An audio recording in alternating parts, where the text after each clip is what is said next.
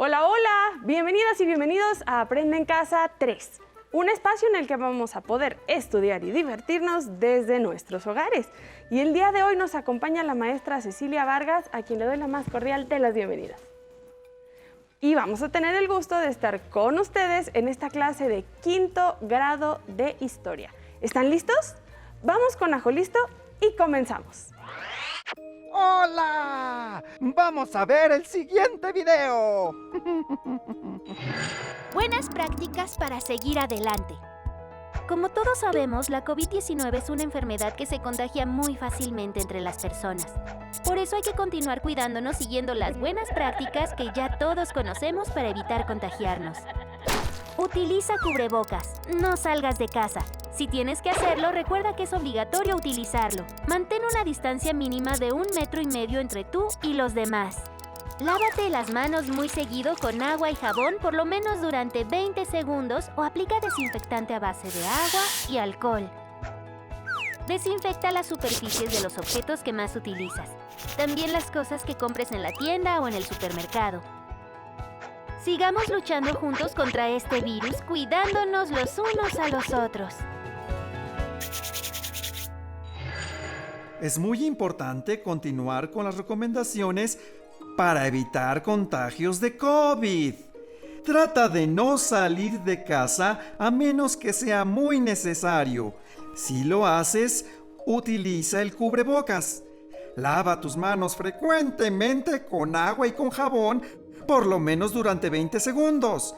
Ahora es momento de seguir con el programa de hoy. ¿Listas? ¿Listos? ¡Muy bien! ¡Nos vemos pronto!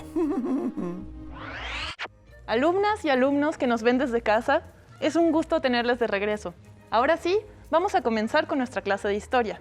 Pero antes, Jenny, ¿qué es esto que está aquí en la mesa? Ay, maestra, es uno de mis juegos favoritos. Lo traje por si teníamos la oportunidad de jugar. ¿Ah, sí? ¿Y de qué se trata este juego? Se trata de ir armando una gran torre, pero para armar debemos ir quitando piezas de abajo y luego ponerlas en orden, en la parte superior de la torre. De esa manera la torre crece y crece y crece hasta alcanzar su máximo nivel y luego cae. Pierde quien tire la torre. Ah, ya veo. ¿Y por qué te gusta tanto este juego?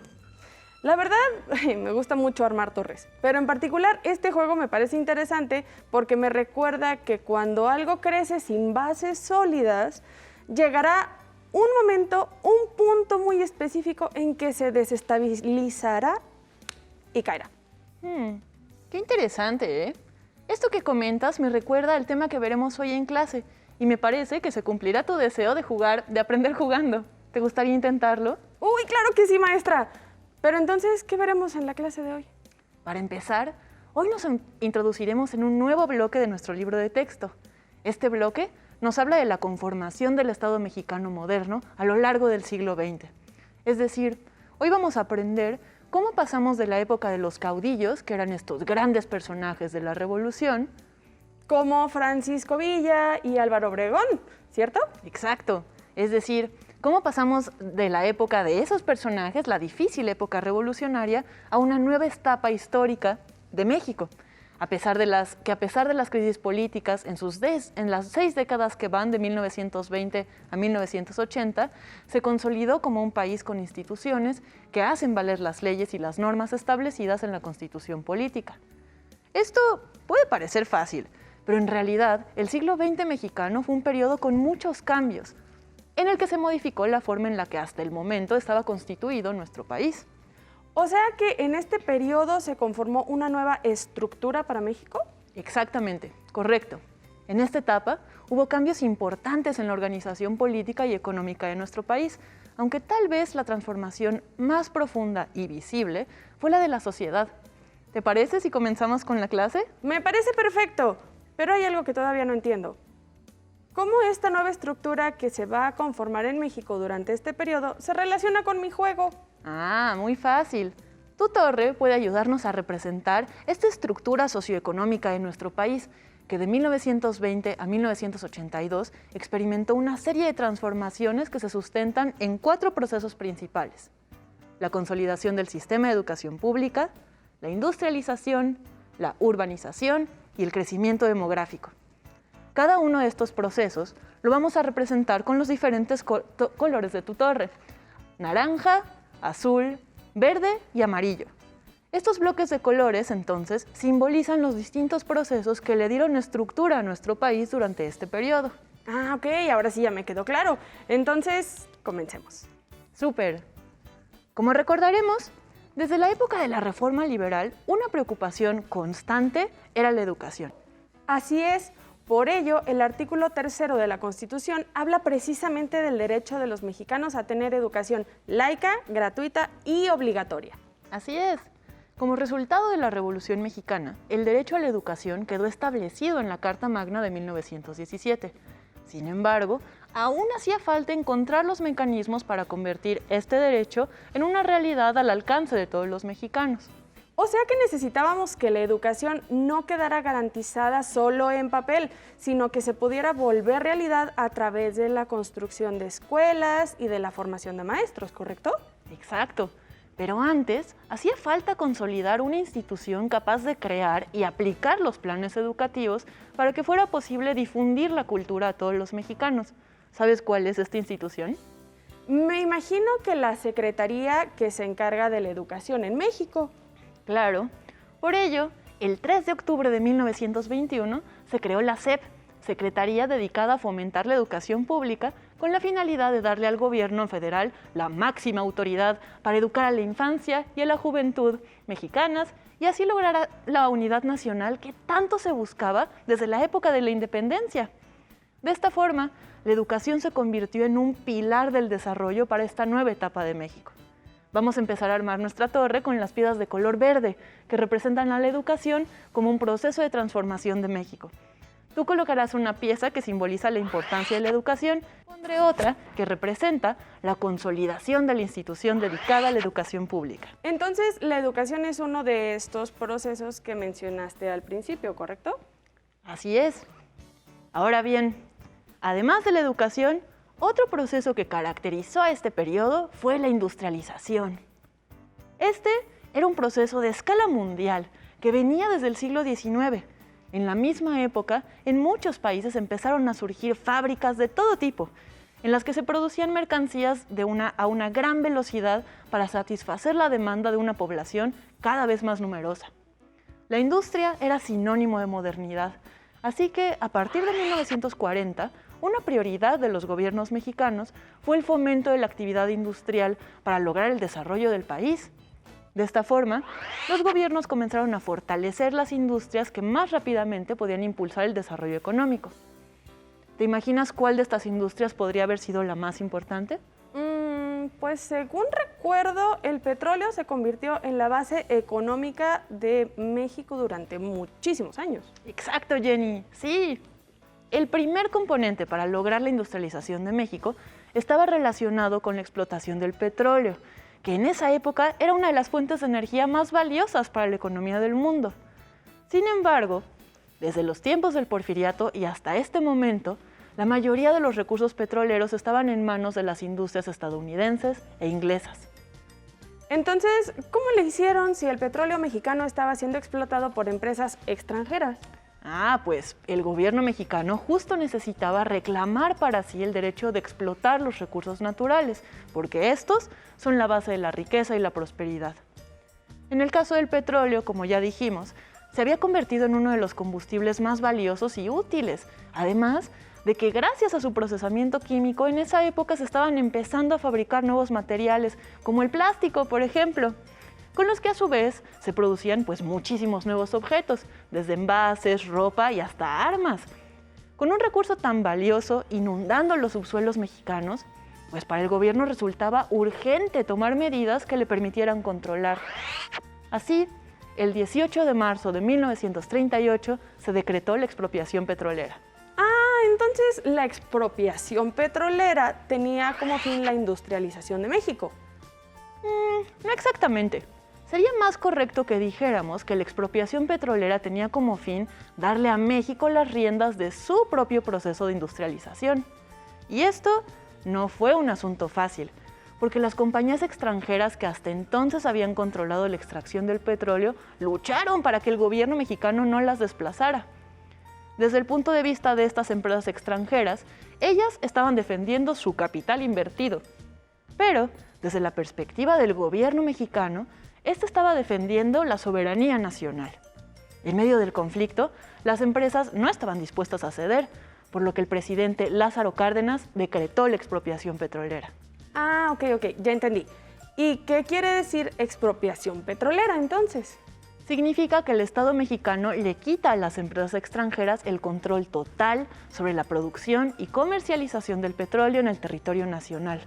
Es decir, que en mar y tierra, a partir de ese momento, 1938, el petróleo se convirtió en un recurso propiedad de la nación y en un factor de desarrollo, crecimiento e industrialización para México.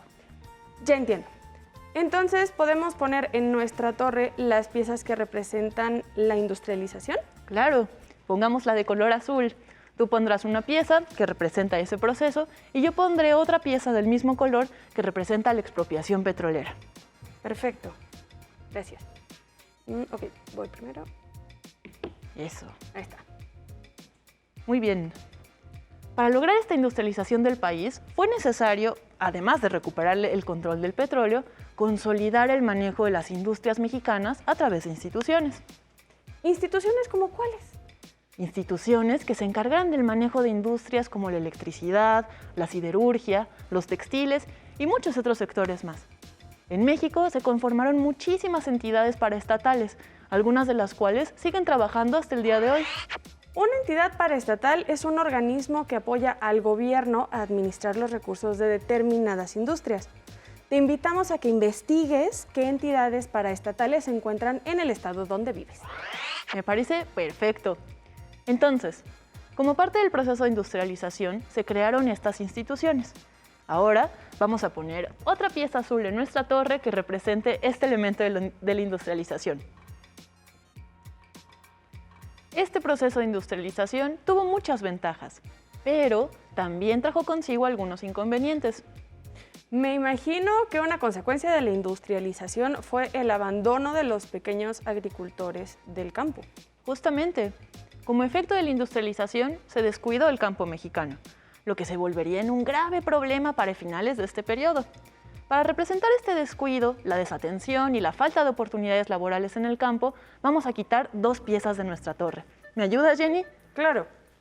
Ok, quito una. Eso. Prueba. Uy. La primera. Te toca. Va. Ok. Y ahí está. Súper. Debido a este rezago, las dificultades para trabajar en el campo se multiplicaron y muchos campesinos se vieron obligados a migrar a la ciudad en busca de mejores oportunidades laborales, y ahí se integraron a las fuerzas productivas como obreros y como empleados. Es cierto, hemos hablado de esto antes. Las ciudades resultaban muy atractivas para los migrantes del campo porque en ellas había fábricas, hospitales, escuelas, centros nocturnos y muchos servicios públicos modernos, maestra. Pero, ¿y en esta época ya todas las ciudades estaban industrializadas por igual? No. Recuerden allá en casa que desde el Porfiriato hubo zonas del país que nunca recibieron, o bueno, que en esa época no recibieron los beneficios de la modernización. De tal forma que también en esta nueva etapa que estamos estudiando, la actividad industrial seguía concentrada solo en las principales ciudades del país. Oh, ya veo. Y eso impulsó el crecimiento solo de ciertas ciudades, ¿verdad? Exactamente. Estas ciudades fueron la Ciudad de México, Guadalajara y Monterrey, donde se concentraban los servicios médicos y educativos. La concentración de este tipo de servicios fue lo que atrajo a los habitantes del campo a migrar a la ciudad. Es decir, que la industrialización también provocó la urbanización. Exactamente. Y este es el tercer proceso característico de este periodo, así que vamos a poner una pieza de color amarillo en la punta de nuestra torre que simboliza el proceso de urbanización. ¿Me ayudas, Jenny? Perfecto. Ay, bueno. No te apures, si lo alcanzo. Y ahí está. Nuestra primera urbanización. Súper, gracias. Un elemento que caracterizó a este proceso de urbanización fue la aparición de zonas residenciales y comerciales destinadas a las clases media y alta, al tiempo que empezaron a surgir también barrios obreros en donde había muchos problemas de agua, de luz eléctrica, de drenaje y pavimentación. Entonces, de nueva cuenta, este proceso de urbanización contribuyó a aumentar las desigualdades sociales. Efectivamente. Vamos a poner ahora una pieza amarilla en la punta de nuestra torre que representa cómo se conforman estas nuevas zonas residenciales como parte del proceso de urbanización. ¿Me ayudas, Jenny? Esta vez te toca a ti. Va. Yo puse la anterior. Y al mismo tiempo, tenemos que quitar una pieza para representar las desigualdades sociales y económicas que agudizó el mismo proceso de urbanización. Bueno, entonces vamos a quitar una. Eso. Maestra, pero tengo una duda. ¿Cuál? Esta migración del campo a la ciudad, ¿no hizo que la población aumentara? Sí, en parte sí. Pero como recordarán allí en casa, en sus clases de geografía han aprendido que además de la migración, existen otros factores que contribuyen al crecimiento demográfico. ¿Se acuerdan de alguno? ¿Qué factores contribuyen al aumento de la población? Pues yo recuerdo que otro factor importante es la disminución de la tasa de mortalidad. Es decir, que mueren menos personas. Como podemos ver en la gráfica que está apareciendo en pantalla, la línea roja representa la tasa de mortalidad, que después de la Revolución Mexicana comenzó a disminuir. Y también podemos observar que, como indica la línea morada, la tasa de natalidad aumentó considerablemente de 1920 a 1930. Eso quiere decir que había menos muertes y al mismo tiempo había más nacimientos, lo que provocó un crecimiento demográfico. Además, la esperanza de vida comenzó a aumentar también gracias a las nuevas formas de vida urbana y a los adelantos en la medicina. Entonces, el crecimiento demográfico fue consecuencia de la migración, de la disminución de mortalidad, del incremento de nacimientos y del aumento en la esperanza de vida. Exacto, esos son los factores principales. Entonces, vamos a seguir armando en nuestra torre. El cuarto proceso característico de esta época es justamente el crecimiento demográfico. Entonces, pongamos cuatro piezas naranjas, uno por cada factor que contribuyó a este crecimiento: la migración, la disminución de la mortalidad, el aumento de los nacimientos y el incremento de la esperanza de vida. Muy bien, te paso 2. Súper. Y pongo 2. Va, yo primero. 1.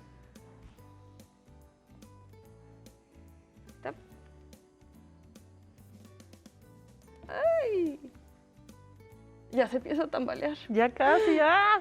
Okay, a ver. Ay, sí, ya se ve muy alta, se empieza a tambalear.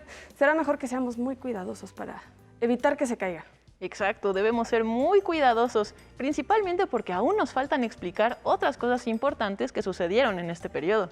¿Todavía más? Sí, como consecuencia de la industrialización y de la urbanización y del crecimiento demográfico, comenzaron a conformarse instituciones encargadas de atender las nuevas demandas sociales que eran fruto de todas estas transformaciones.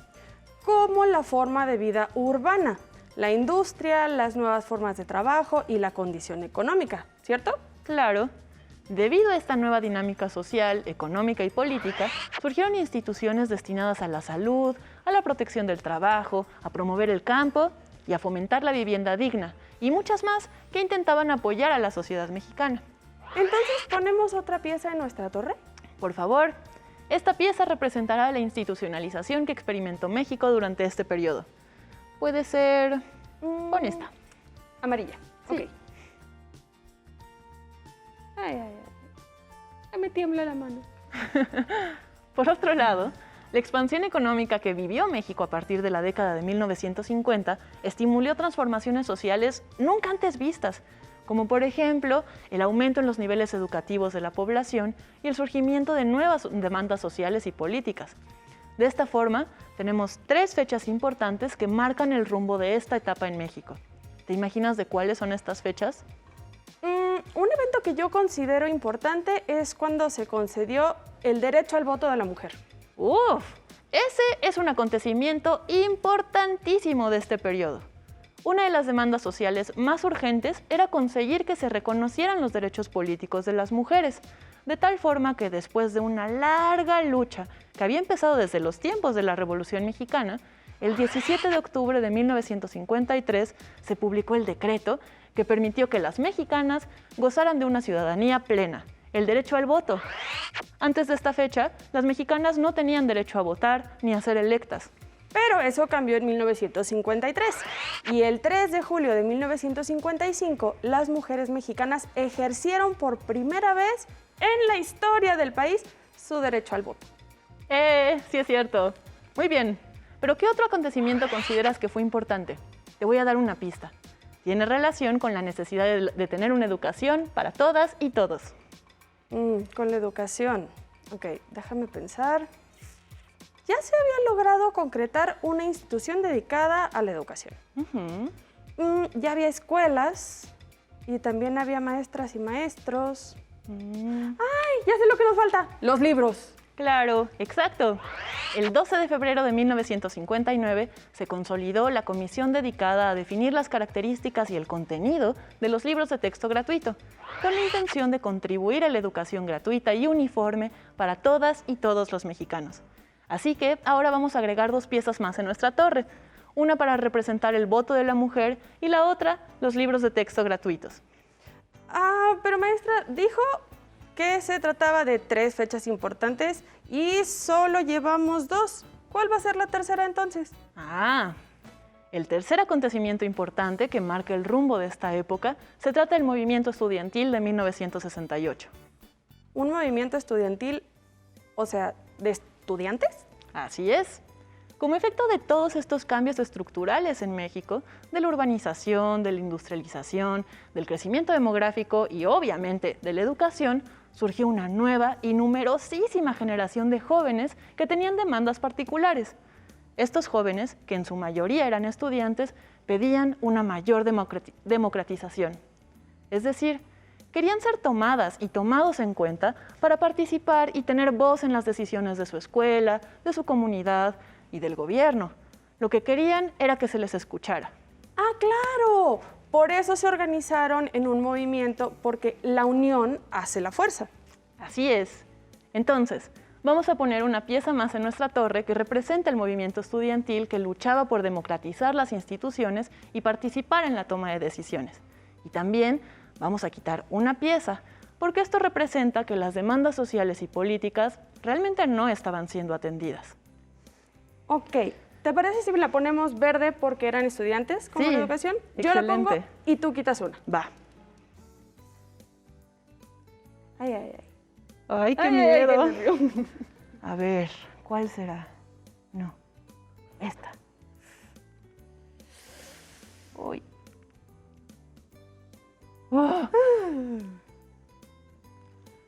Ay, no. Maestra, ahora sí se ve muy grande nuestra torre. Sí, qué inquietud. Y esto mismo pasó con México. Entre 1940 y 1970, nuestro país alcanzó una prosperidad económica que nunca antes había gozado. Lo que detonó este enorme crecimiento económico fue, en principio, la explotación del petróleo y el aumento de las exportaciones. Pero después, también fue muy importante que los gobiernos mexicanos tomaron la decisión de fortalecer el crecimiento interno a través del impulso al consumo de los bienes y servicios que aquí mismo se producían. El crecimiento económico llegó a ser tal que a esta época se le conoce como el milagro mexicano. Pero hay algo que me preocupa de este crecimiento, maestra. ¿Qué? Esos huecos que tiene nuestra torre no se ven muy estables, que digamos. Pues no, y lo mismo pasó con la economía mexicana. México creció mucho durante esta época, pero se descuidaron algunos elementos importantes que ocasionaron su desestabilización y todavía nos falta más. ¿Más? No, eso me pone ya muy nerviosa. No. Bueno, como sabemos, México forma parte de un sistema más grande y se relaciona con otros países, de tal forma que todos están interconectados. Si algo afecta a un país, de una u otra manera también va a afectar a México. ¿Y sucedió algo en el mundo que afectó a México? Sí. En 1973, el mundo experimentó una grave crisis petrolera y México no pudo mantenerse alejado de esta situación.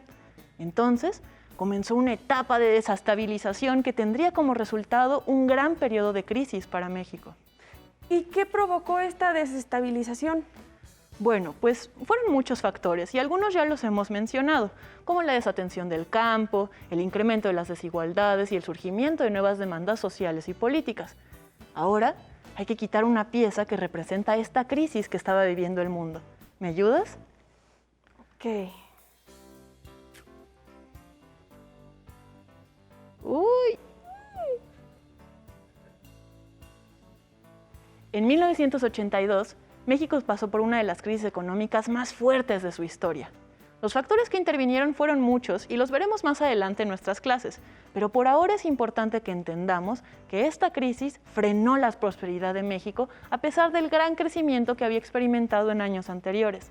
Así que vamos a tener que ir quitando pieza por pieza hasta que nuestra torre se caiga. Sale, mira. Sí sale. ¡Oh, Dios! No, Bueno, no aguantó la crisis. no aguantó. Como pudieron darse cuenta, nuestra torre pues en realidad era muy frágil y por eso se cayó tan rápido, igual que la economía mexicana. A lo largo de esta clase aprendimos que de 1920 a 1982 México experimentó una serie de transformaciones importantes que fueron guiadas por 4 procesos principales: la industrialización, la urbanización, el crecimiento demográfico y la educación. Muy bien. También aprendimos que el crecimiento económico que experimentó México le permitió alcanzar una prosperidad que lo fortaleció y le permitió consolidar muchas instituciones fundamentales del Estado. Pero este crecimiento no pudo mantenerse por diversos factores, los cuales terminaron por hacer crisis en 1982. El siglo XX mexicano es una época apasionante de cambios acelerados. Ocurrieron muchos acontecimientos importantes que es imposible de revisar con detenimiento en esta clase.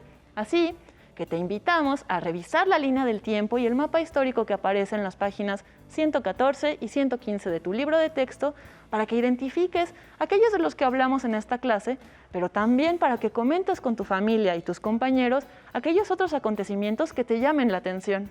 Nos vemos la próxima clase. Maestra Ceci, también aprendimos que si construimos algo sin cimientos fuertes, pues se va a derrumbar tarde o temprano. Definitivamente, Jenny. Así que muchísimas gracias por todo lo que aprendimos hoy y maestra Cecilia Vargas por jugar conmigo, mi juego favorito. Gracias, Jenny. Si te es posible, consulta otros libros y comenta el tema de hoy con tu familia.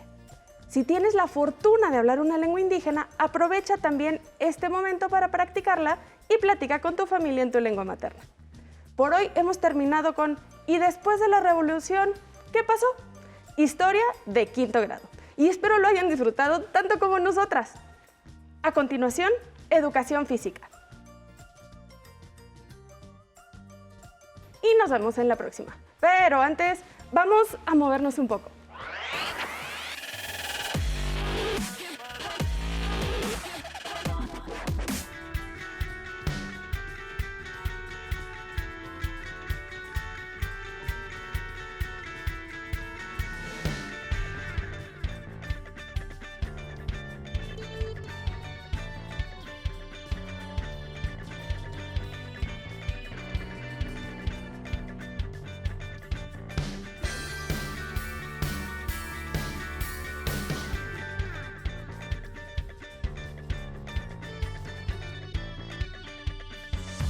Si no tienes el libro de texto o necesitas ayuda para responder las preguntas, contáctanos.